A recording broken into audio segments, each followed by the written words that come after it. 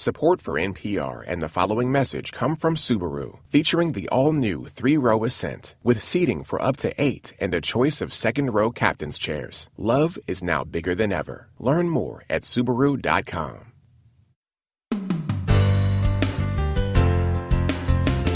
From NPR and WBEZ Chicago, this is Wait, Wait, Don't Tell Me, the NPR News Quiz. I don't know if Beale Street could talk, but Bill Street can. I'm Bill Curtis. And here is your host at the Chase Bank Auditorium in Chicago, Peter Sagal. Thank you, Bill. Thanks, everybody. So, we thought we were handling 2019 just fine. We were taking things day by day. We were keeping up with the pace of events, but it is time to admit it. We can't keep up. We need to take a break. While we breathe deeply into a paper bag, here are some of the reasons why we're already nostalgic for last year. First, an interview from 1 year ago that will be more and more relevant this year with a guy who hopes to get an office so important he'll never have to speak to people like us ever again. Pete Buttigieg, the mayor of South Bend, Indiana, is a long-shot candidate for president, but then again, as we now know, anything is possible.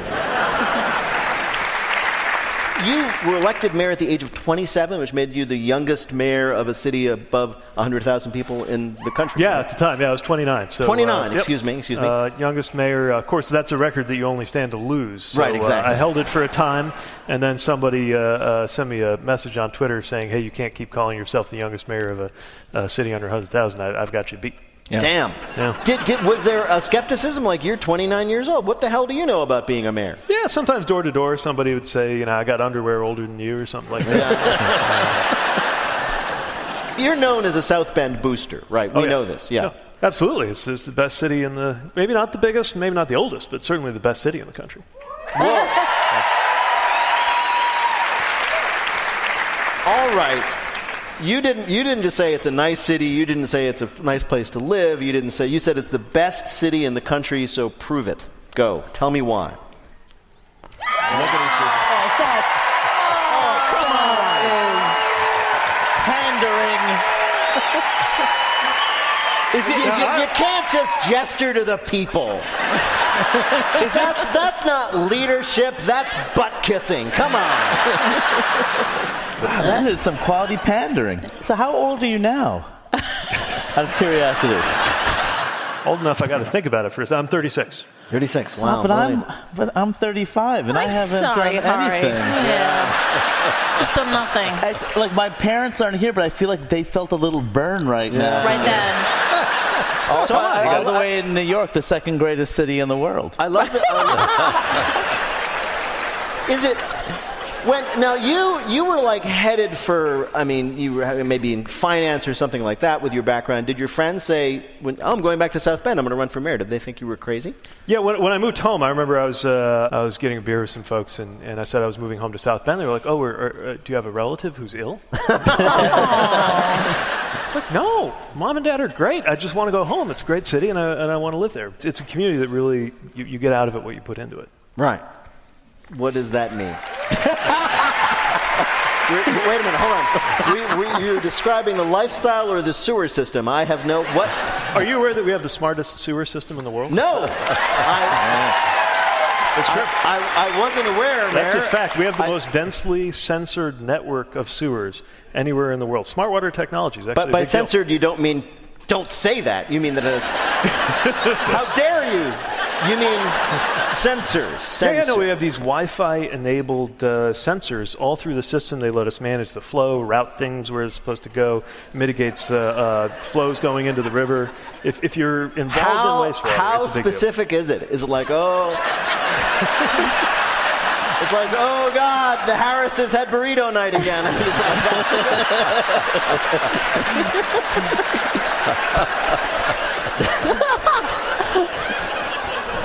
So, I got to talk to you about your ambitions. You're a rising star in the Democratic Party. You ran for Democratic chair earlier last year. So,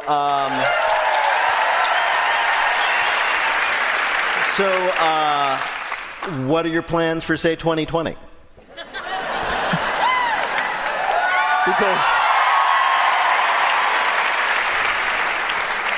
No, I mean, I have the best job in the world, and just try to keep my head down, do a good job, and I got plenty to keep me busy. Right, things are going fantastically well in South Bend. Does it worry you that nobody with a funny name like yours could ever get elected president? Around here, it's actually an asset. This is a community. A lot of East European settlement here in South Bend. We got one guy, Sheebish is his name. He was ran for office recently. Not one vowel in his entire name. Really? I'm not kidding. There's a lot of Y's and S's and Z's. All right. No vowels. Okay. Well, Mayor Pete, we have invited you here to play a game we're calling Welcome to North Bend, stranger. So as we know, you were the biggest booster of South Bend, but what do you know about the town's arch nemesis, North Bend, Washington? Answer these 3 questions and you will not only win our prize for a listener, you'll also get to wipe the town of North Bend off the map. Bringing the great war of the Bends to a close. Bill, who is Mayor Pete playing for? Colin Pickens of South Bend, Indiana. All right. First question.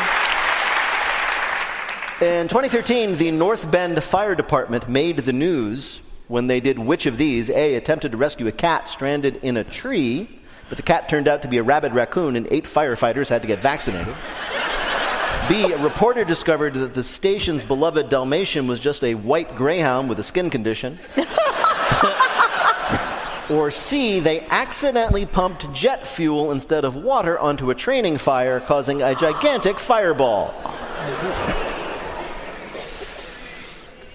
We have an outstanding fire training center here in South Bend. And I can see how, it's magnificent. You should see it.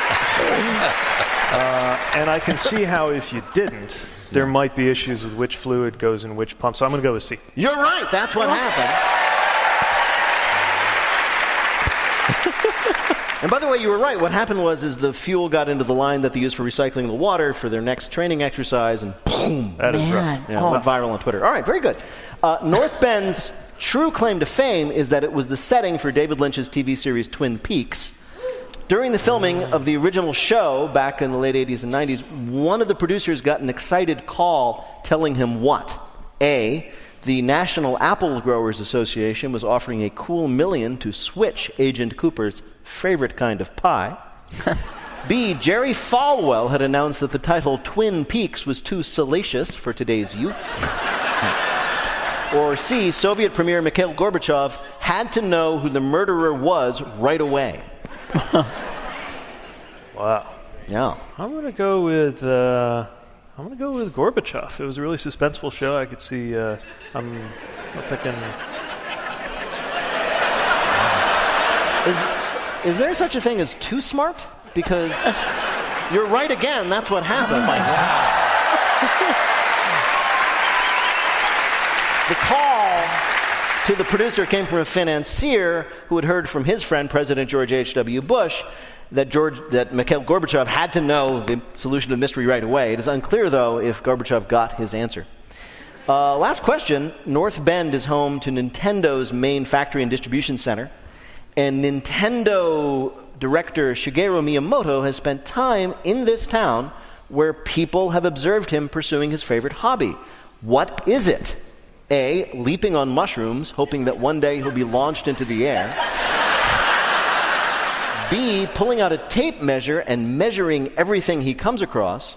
Or C, finding kids playing a Nintendo DS, taking it, and immediately beating their high score. I'm going to go with B, the tape measure. Sounds like just the kind of hobby that a great video game designer would have. You're right again. Oh! Wow. Very well done. Wow. He's obsessed, Mr. Miyamoto, he's obsessed with measuring things. He likes to guess their size and then pull out his tape measure and measure it. That's what he does for fun. Bill, how did Mayor Pete Buttigieg do on our show? With those 3 right answers, I smell re-election. There you are. Yeah. Pete Buttigieg is the mayor of South Bend, Indiana. Mayor Pete, thank you so much for joining us.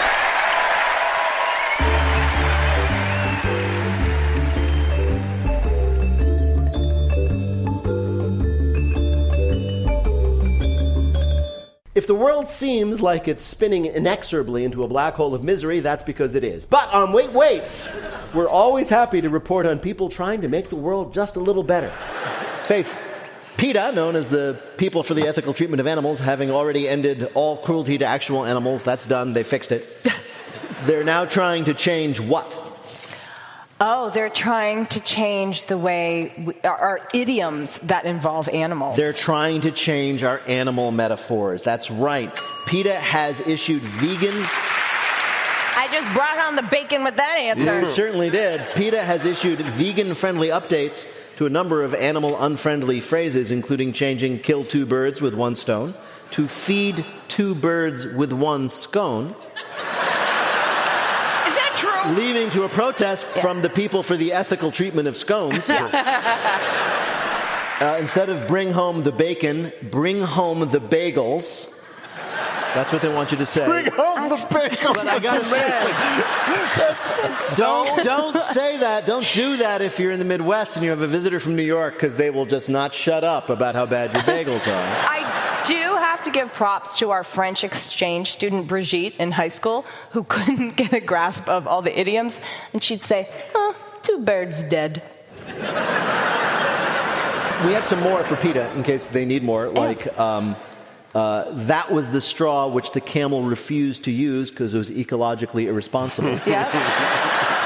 I like it. Like, there's more than one way to shampoo a cat.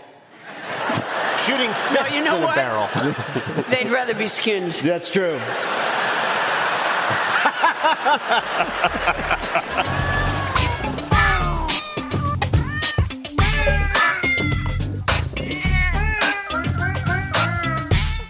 When we come back, we celebrate 20 years of being tolerated by NPR with 2 of the people who tolerated us the most, Robert Siegel and Nina Totenberg. And all of you who never exercise, we've got another excuse for you. That's all in a minute on Wait, Don't Tell Me from NPR. Support for this podcast and the following message comes from Simply Safe Home Security. Simply Safe believes fear has no place in a place like home. That's why they made a completely wireless home security system that can be self-installed in under an hour. Simply Safe sensors are built to protect every point of access to your home, doors, windows, garage, you name it. Best of all, Simply Safe has no long-term contracts. More than 3 million people have already protected their home with Simply Safe Home Security. Learn more about Simply Safe by going to simplysafe.com/wait.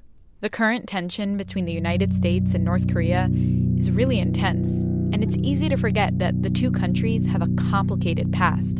On the latest episode of Throughline from NPR, we look back at the origin of this strained relationship to make sense of what's happening today. Throughline, the podcast where we go back in time to understand the present.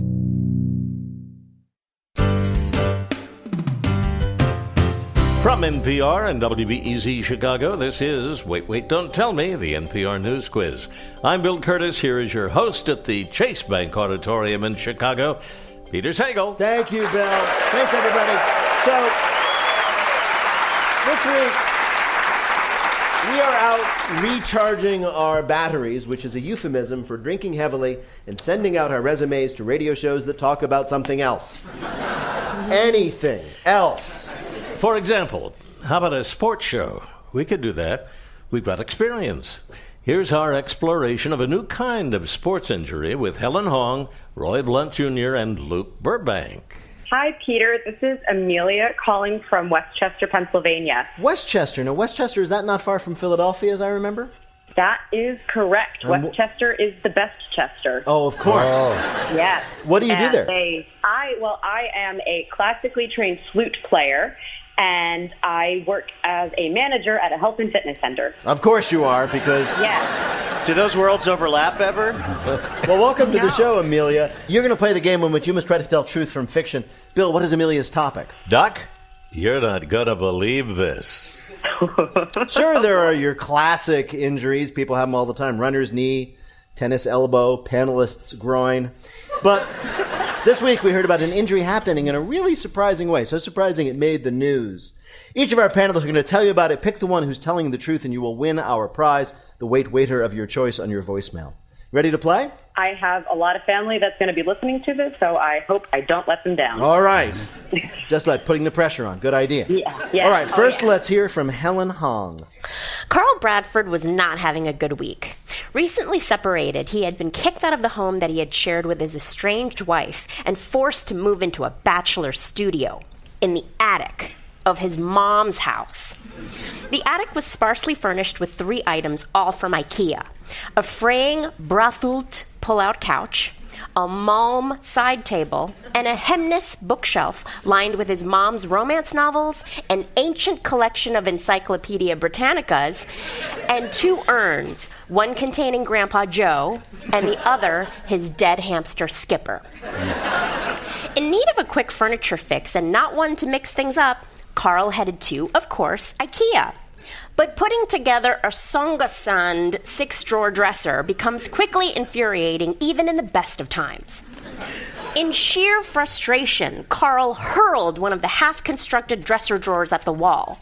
It clipped the edge of the Hemnes bookshelf, which, it turns out, had not been properly mounted with a Betty Dlig wall anchor. The bookshelf came crashing down, flinging heavy encyclopedia volumes out the attic window and onto the neighbor's car, shattering the windshield. The urn containing Grandpa Joe also flew out the window, narrowly missing the neighbor's dog and splintering into a million pieces on the concrete driveway. The other urn holding Skipper the hamster flew at Carl, fracturing his elbow and covering him in dead hamster dust. Carl, who's been in a cast for 2 weeks, is remorseful and says the experience made him realize how much he had taken his wife and properly furnished home for granted.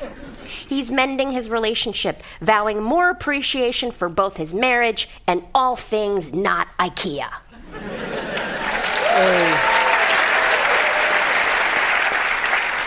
A multiple catastrophe cascade, courtesy of IKEA. Your next story of an unlikely injury comes from Roy Blunt Jr.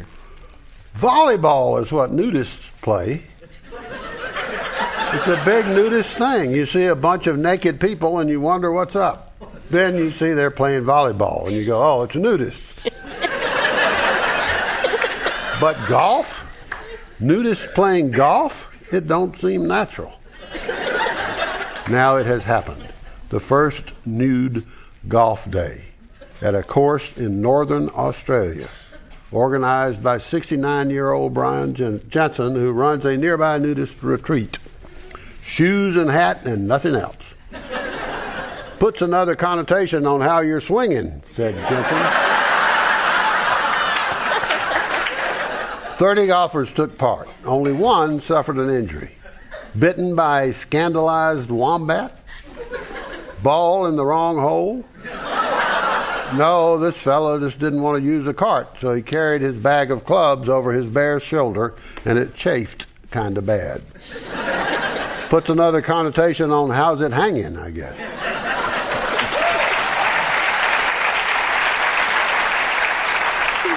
A chafed shoulder from a nudist golf event in Australia. Last story of a boo-boo in the news comes from Luke Burbank. Doctors at Kindred Hospital in Brea, California, listed Kevin Dodrell in satisfactory condition this week with a broken leg and radial fracture, but they say things could have been much worse after he raced through a 4-way stop on his bike and collided with a UPS truck. His family says things went about as they were expecting, considering he was riding a Peloton stationary bicycle he'd modified to take on the street. The bike was a birthday present to Dodrell from his wife and kids, and he admits to having been a little confused when he first unpacked the gift. Well, I didn't realize it was a stationary bike at first, he told the Brea Post-Dispatch. And since I'd already thrown out the assembly directions long before trying to put it together, I just figured it was some kind of weird bike they got a screaming deal on or something. Dodrell solved the problem by lashing 2 of his daughter's light-up Heeley sneakers to the underside of the back of the bike and then unsheathing the giant heavy front wheel from its frame so it could sort of just roll on the ground. The biggest problem is those things don't actually come with brakes, said Dodrell from his hospital bed. So I brought some barbecue tongs with me. I figured I could kind of pinch the front wheel, try to slow down. For what could only be described as obvious reasons, the plan failed.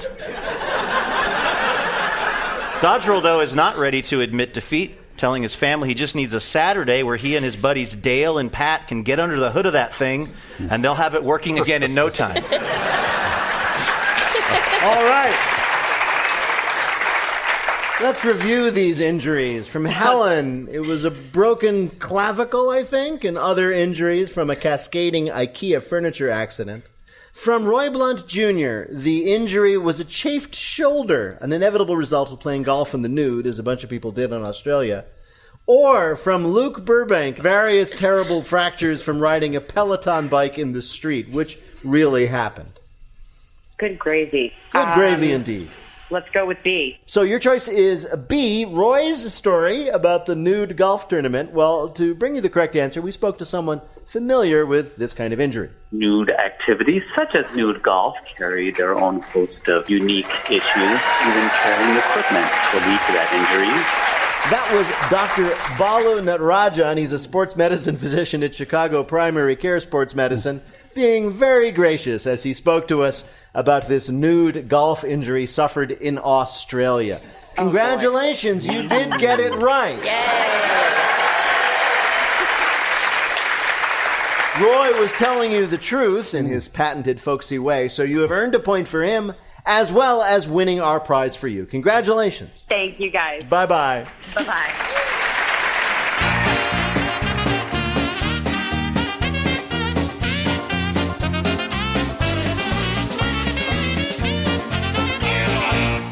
Last year, we at Wait celebrated the fact that we have been on the air for 20 years. And NPR celebrated the fact that even after all that time, we haven't completely destroyed their reputation. The two sides of NPR, dignified and us, came together when Robert Siegel and Nina Totenberg joined us on stage at the Chicago Theater to celebrate our anniversary and to apologize to them for ruining the brain. So, welcome back. You've both been on our show before. Robert, you retired from after a long career at NPR. I did. I retired in January, yes. And how are you doing? I'm doing whatever I want to do. Yeah, I know. And it's a lot of fun. Well, how are you spending your time? I listen to some radio. I do anniversaries, 20th anniversaries, 30th anniversaries, weddings, bar mitzvahs. Yeah. Birthday parties. Birthday parties. Whatever you need. Right. Nina, you're still at it. And are you still enjoying yourself after this many years of doing reporting? Most of the time, yes. When I got a great story, yes. Yeah. About the hour 18 that I'm on the air, and there have been a lot of those lately. Yeah. It gets a little old. Yeah, well, I do know that one thing, you've been covering the Supreme Court for many years, but the party scene there is about to get lit. It's been lit before. I know. I do want to ask you, so 20 years ago, NPR started this show, and you guys were, I don't know, the backbone of NPR's serious reputation. What did you think of it? I thought it was just great. I loved it, and I loved to be invited, and that we have all these great people here, and you. I don't know if the listening public knows this, but everybody at NPR, most especially Nina and Robert, but not only them, actually have tremendous senses of humor, and kind of, I know this, you wish you could indulge it more on the air. So we wanted to ask you now to go back to some stories and see if there's anything you wish you had been able to say. Do you realize how many people have a job to keep us from saying what we might say? I understand that. I've seen them. That's a profession. I used to watch you guys. Including you once. That's right. I was in that. You once. What happened? What happened? Line of work. I was hosting All Things Considered, and somebody handed me live on the air what I was supposed to say, the intro to a Robert Krulwich piece, and their hands had moved on the typewriter. And so it was gibberish. Right. That was the only thing wrong with the copy, as I recall. It's utter gibberish, otherwise it was French. I looked at it, and I had not, at that point, done a lot of hosting, and I looked in the booth, and I said, I can't read this. And pointed at the booth to play the piece. Right. He was then the news director or vice president for news or whatever bloody title they gave you in those days. Yeah. And he called me to his office. Yes. And he could barely conduct my reprimand because he was laughing so hard. And I said to him, well, what should I have done? And he said, you could have said, we're having technical difficulties. That's right. And I have ever since used that. If you hear me say, we're having technical difficulties, that means I don't know what the freaking hell is going on. You two are so famous to many people, but a very specific group of people. And you're also not recognizable. Like, we have to close our eyes to be like, oh, there are those famous people, right? So what is the funniest or most memorable fan encounter you've had? I remember there was a period when the typical Washington cab driver had a graduate degree from a university somewhere in East Africa or in the Horn of Africa. And they drove around all day, and they all listened to NPR nonstop. And I must have had, in the course of a couple of months, 3 different cab drivers with whom I had the following conversation, which was, you're Carl Castle? I would say, no, I'm on the episode. Scott Simon? No, I'm Robert Siegel. Oh, Robert Siegel! Says, your coverage of Eritrea is not very good. Well, Robert Siegel and Nina Totenberg, we are delighted to have you here, but you know the drill. We have asked you here to play a game we're calling Robert Siegel, meet actual seagull. Nina Totenberg, meet actual Toten bag.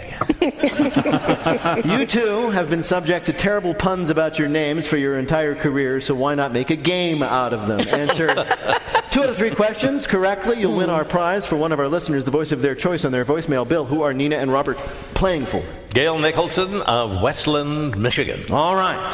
Seagulls seem like a nuisance, but some groups over the years have made use of them. How? A. Fishermen in Nicaragua tied them to their boats like flying sled dogs. B. Inuit people used to stuff a dead seagull in a bottle of water and let it ferment, making seagull wine. Or C. Polynesians used to train them to race with each other, and they did it by making them chase a fake herring tied to a kite. Herring? Well, not only Polynesians, people across the street from my elementary school did this, so I'll go with that one. We're going for herring. You're going... Yeah. Sadly, it really was seagull wine. Yeah, it's apparently, seagull wine was terrible, but apparently it did the job. The seagulls race around a little bit. I know. Okay, here's your next question. Other attempts to make use of seagulls have failed, though, such as which of these? A. During World War I, the British Navy tried to teach gulls to poop on submarine periscopes, blinding the crewmen inside. B. Amazon tried to train seagulls to deliver light packages to ships at sea. Or C. A buddy movie starring a seagull and Steven Seagal stopped shooting.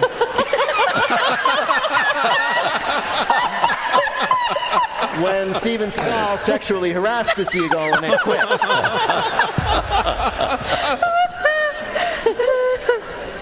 Well, the periscope. B? A. They think it's the poop. In this show, always go for the poop or the fart. Okay, all right. Okay. We'll go with the poop joke. We're going with the poop. The periscope And of course, that's the right one. Nice. The idea was they would train these seagulls by coating a fake periscope with food, and the idea is that seagulls would then see one, swarm it, poop about it, and that would end the German threat. It worked with my windshield. Yeah. There you go. So your last question, if you get it, you win, is, of course, now about tote bags. Good. You still have to try to answer it. I know. Everybody loves tote bags, of course. Well, people did not like a certain tote bag that was put out by a Georgia company last year. Why? A, it was a, quote, security tote made of lead with a lock on it, so it weighed 43 pounds. B, it was the talking tote programmed to say amusing things when you put stuff in it, like arugula again?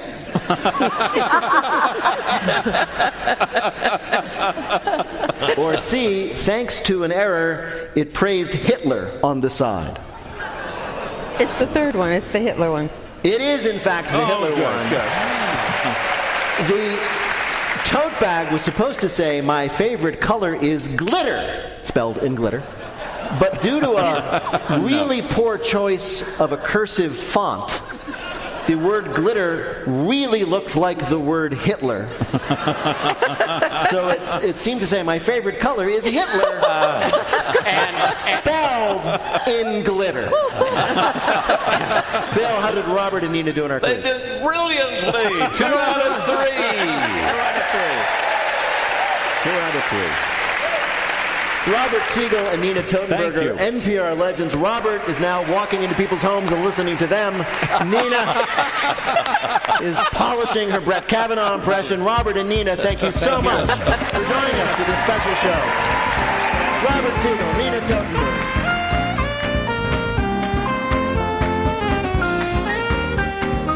When we come back, it's Music and Murder with Sarah Brightman and John Grisham. That's coming up in a minute. From Wait, Wait, Don't Tell Me on NPR. Support for this podcast and the following message comes from ZipRecruiter. Hiring used to be hard. Multiple job sites, stacks of resumes, but today hiring can be easy, and you only have to go to one place to get it done. ZipRecruiter. ZipRecruiter sends your job to over 100 of the web's leading job boards. Then ZipRecruiter scans thousands of resumes to find people with the right experience and invite them to apply to your job. Try it for free at ZipRecruiter.com/wait. Amazon, Google, Facebook. Big companies are getting really big. Is that a problem? Listen to Planet Money's new series on big business, competition, and antitrust law in America. That's on Planet Money. From NPR and WBEZ Chicago, this is Wait, Wait, Don't Tell Me, the NPR News Quiz. I'm Bill Curtis, and here is your host at the Chase Bank Auditorium in Chicago, Peter Sagal. Thank you, Bill. Thanks so much, everybody. We're taking the week off from the news. You know, we're just putting our feet up and rocking back and forth, saying it's not happening, it's not happening, it's not happening. But in case you don't just want to listen to us descending into madness, let's listen back to our interview with soprano Sarah Brightman. Peter started by asking her about a remarkable accomplishment. I came across that fact, and I was amazed that you are the most popular soprano in the history of the world. That's really quite impressive. I know, so they say. Thank you very much. Yes, I mean, there are some other pretty good sopranos out there, like Maria Callas, you know, and Terry Well, she's not with us, I'm afraid, anymore, so one sort of takes over, if you see what I mean. If she wanted to keep up with you, she should have stayed alive. So, we've had a lot of fun looking into it. You had an interesting start to your singing career, which I didn't know about until I looked into it. Can you tell us about it? Your first big act? I lost my heart to a Starship Trooper. Yes. Disco era. Sarah, this is Paula Poundstone. I'm not a music aficionado by any stretch, but it's really hard to see how I lost my heart to a Starship Trooper. It dovetails into a soprano doing Fan of the Opera. Yes, I know. Well, you see, I'm kind of multifaceted, if that makes any sense. No, it makes complete sense. So what was the step after the Starship Trooper? Well, the thing was, I loved pop music, I loved progressive rock music, and I loved listening to sopranos. So I just went into all sorts of different music, and that's what happened. You became a cat in Cats, and you came to the attention of a gentleman named Andrew Lloyd Webber. Yes, who I married. You did. We understand that he wrote the lead role in Phantom of the Opera for you. Yes, he did. Mr. Lloyd Webber, I need to call him Lord Webber because he was raised to a peerage. Do you have to call him Lord Webber when you call him up? Yes, I do, actually. Really? Yes, and he doesn't laugh.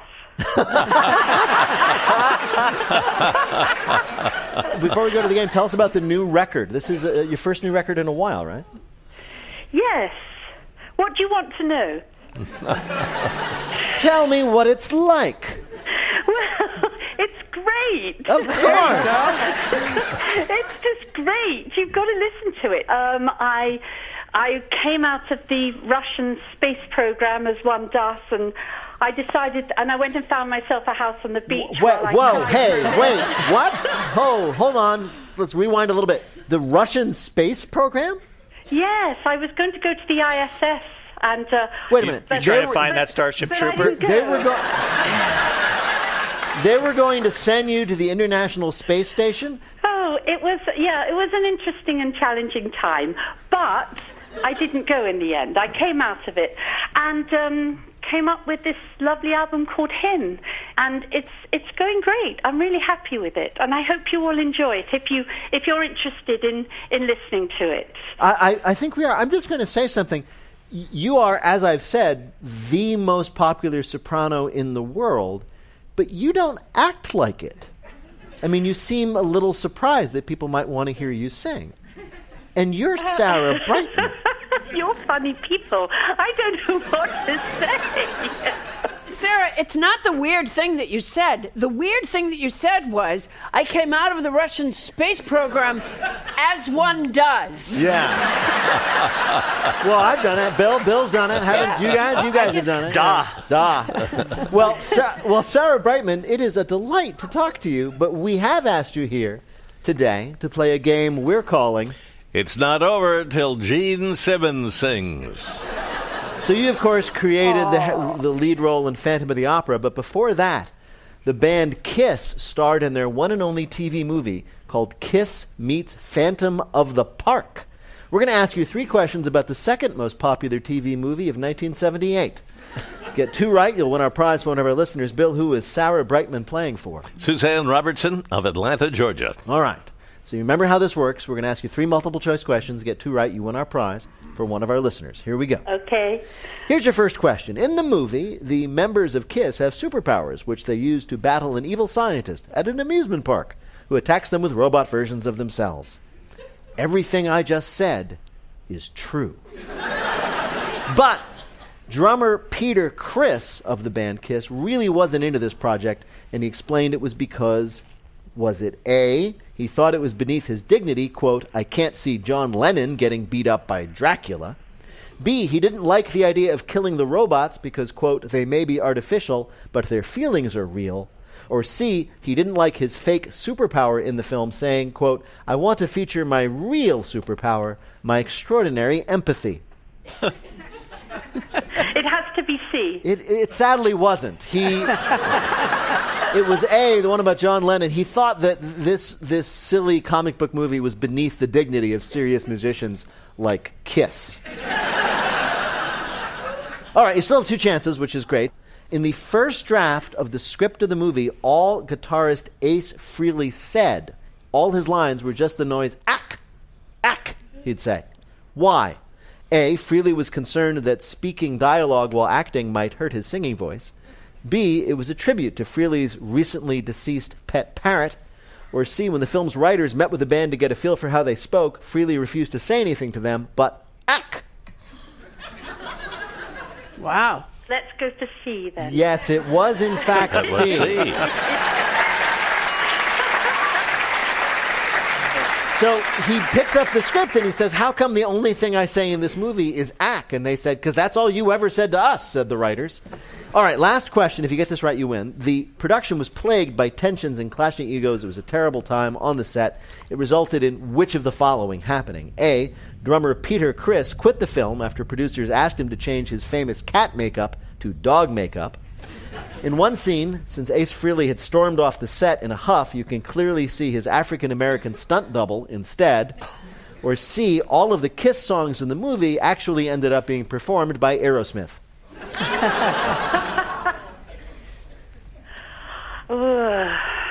Okay, I'll go for B then. Well, that was very wise of you, because it is B. In some, if you watch this movie, and of course you can, in some scenes, Ace Frehley's scenes are performed by a black stunt double wearing whiteface. It's that good. Bill, how did Sarah Brightman do in our quiz? She slipped a couple right ones in there, so Sarah, you're a winner. Congratulations, Sarah. Sarah Brightman's new album is Hymn. Sarah Brightman, what a pleasure to talk to you, and thank you so much for talking with us. It's lovely to talk to you, and it was very Thank you. Take care. Sarah.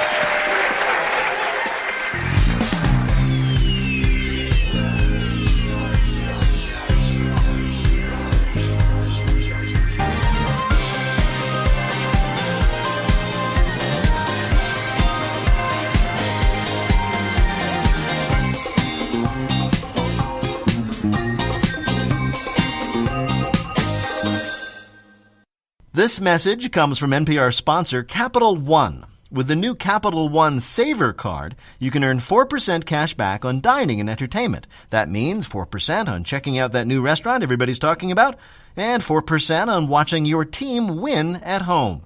Now when you go out, you cash in. You'll also earn 2% cash back at grocery stores and 1% on all other purchases. What's in your wallet? Support for this podcast and the following message come from the Annie E. Casey Foundation, developing solutions to support strong families and communities to help ensure a brighter future for America's children. More information is available at aecf.org. From the most popular soprano to one of the most beloved authors, John Grisham joined us last year to talk about his latest novel, The Reckoning. I asked him about his first novel, A Time to Kill, which did not, in fact, set the world on fire. No, it came out in 1989, and it was published by a small, unknown publishing company in New York. They printed 5,000 hardback copies, and we couldn't give them away. I bought 1,000 copies and couldn't give them away, so it was a total disaster. Really? How did you ever get the gumption to try again? Well, it was a hobby. It was not a job. I told my wife I was going to write one more book, and if the second book didn't work, if it flopped too, I was going to forget this little secret hobby and just go, sue people all the time. Yeah. And so the second book turned out to be The Firm, and that changed everything. It sure did. Did you, sit down and think to yourself, okay, the first one didn't do well, so what do I need to do to write a book that will? Did you actually calculate how you needed to up your game on that? A little bit. I mean, I had the idea, and the idea became better, and my wife really liked it, and so I said, okay, I'm going to be a little more commercial, a little more popular. It was a naked grab for money. Yeah.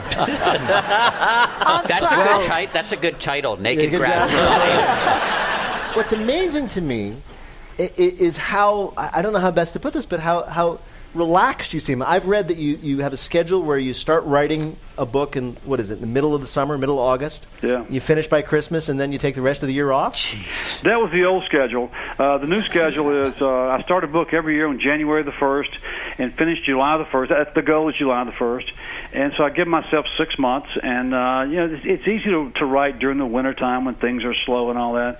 I mean, I have no real job. This is not a real job. I have plenty of time to write. I haven't worked 40 hours a week in 30 years, okay? So it's not a real job.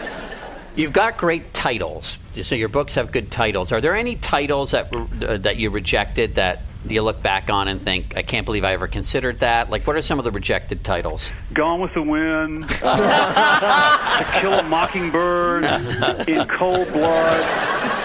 Every year when I start a book, I think, okay, I want a great title. I want something like To Kill a Mockingbird or The Grapes of Wrath or Sophie's, some great title, and I just can't find them, so I stick with the something,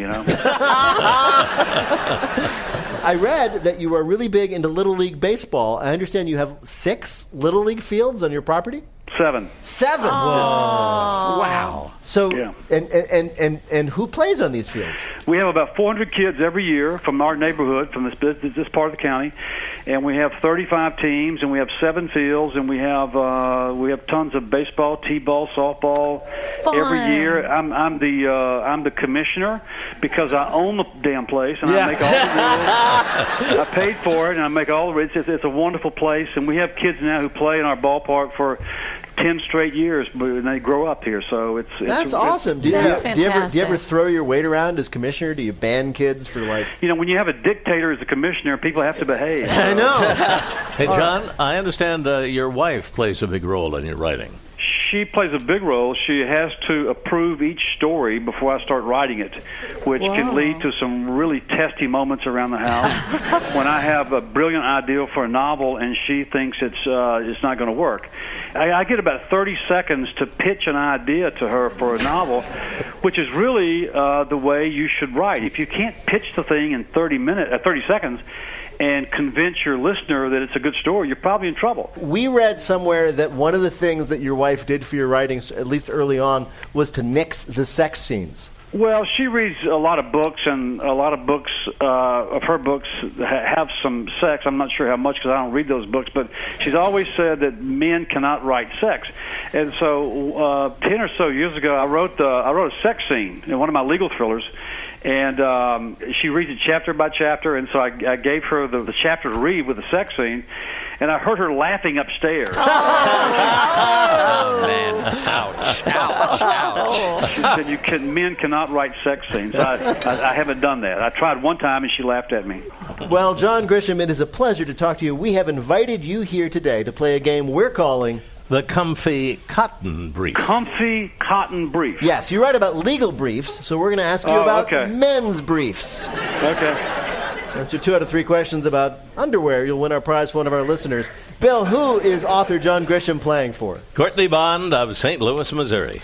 Here's the first question, John. In olden times, men's underwear was extremely valuable and prized by the wealthy and powerful. How do we know this? A, King Henry II of England had a royal supplier of unmentionables. B, King Tut was buried with 145 pairs in his tomb. Or C, Peter the Great of Russia invaded the Crimea just to capture a particular tailor who made underwear. Wow. I mean, I'll go with C. You're going to go with C. Actually, it was B, King Tut was buried with 145 royal loincloths. Because, you know, if you're going into the underworld, you want to need support. Next question. According to a 1933 issue of the trade journal Menswear, a man's underwear should be what? A, quote, should be like a Fort Knox for the bits. B, quote, should have the grace of Apollo, the romance of Byron, the distinction of Lord Chesterfield, and the ease, coolness, and comfort of Mahatma Gandhi. Or C, quote, should let a man know that whether he stagger, falter, or fail, at least he will not wiggle.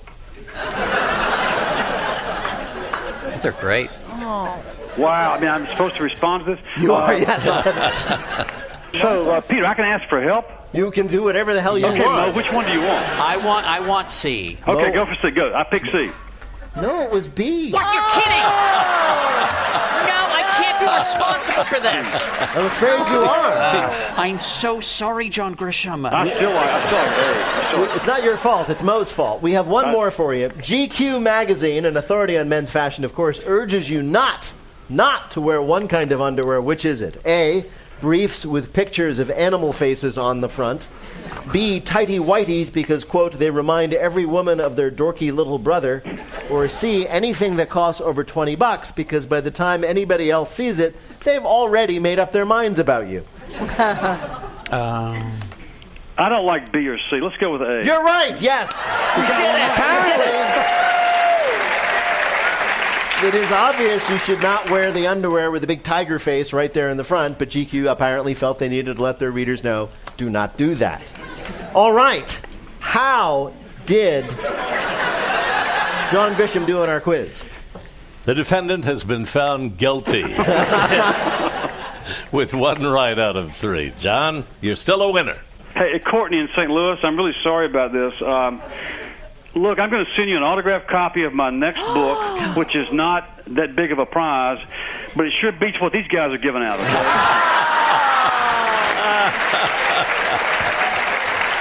Counselor, you win that argument. I also happen to know that John Grisham's new novel, The Reckoning, is fantastic. It's available in stores on October 23rd. John Grisham, thank you so much for all the books. Thank you, Peter. And for joining us on Wait, Wait, Don't Tell Me. Thank you, sir. A lot of fun. Thank you, guys. That's it for our Rest and Rejuvenation Week. We'll be back next week, refreshed and ready to go. Or not, we'll be back anyway.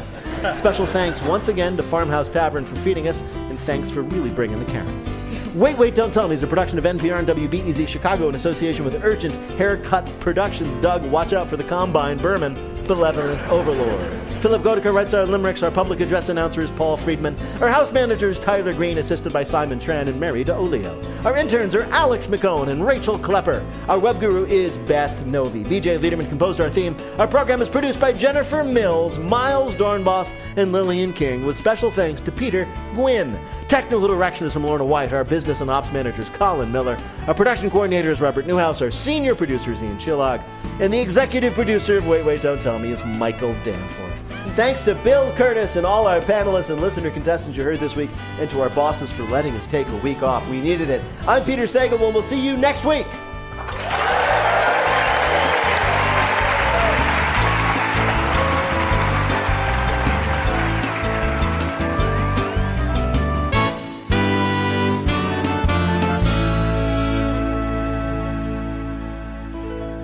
This is NPR.